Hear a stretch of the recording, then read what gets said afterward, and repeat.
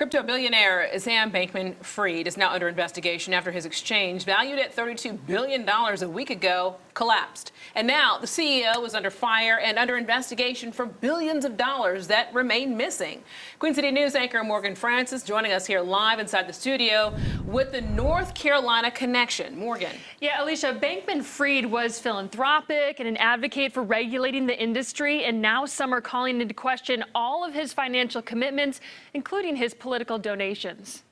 What happened? These are the latest tweets from Sam Bankman-Fried, CEO of collapsed crypto exchange FTX. His customers are wondering the same thing. Financial fraud, wire fraud, false advertising, misappropriation of funds, embezzlement. The details have yet to unravel, but those in the crypto world say on the surface, things aren't looking good. If you are, taking client funds and reallocating them without their knowledge or consent, and then losing all that money on top of that, and then lying about it afterwards. FTX collapsed last week after customers fled the exchange following increased concerns about whether or not FTX had sufficient capital. Now it's short billions of dollars, leading to an investigation by the Justice Department and Security and Exchange Commission. When do we have problems? When do investors get hurt?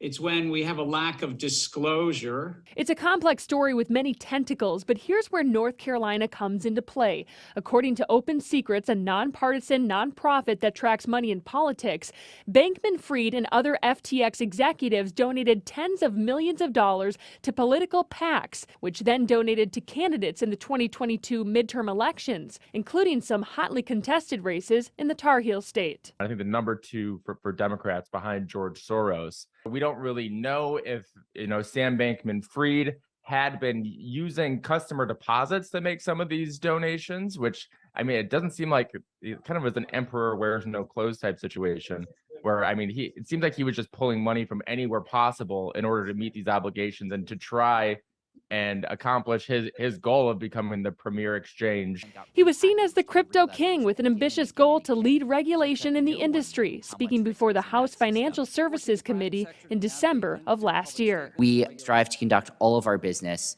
in a transparent and regulated manner. Bankman-Fried resigned as FTX CEO, saying he's still trying to piece together what happened. The main part to this is whether or not Bankman-Fried used customers' money toward investments at his other companies as well, Brian.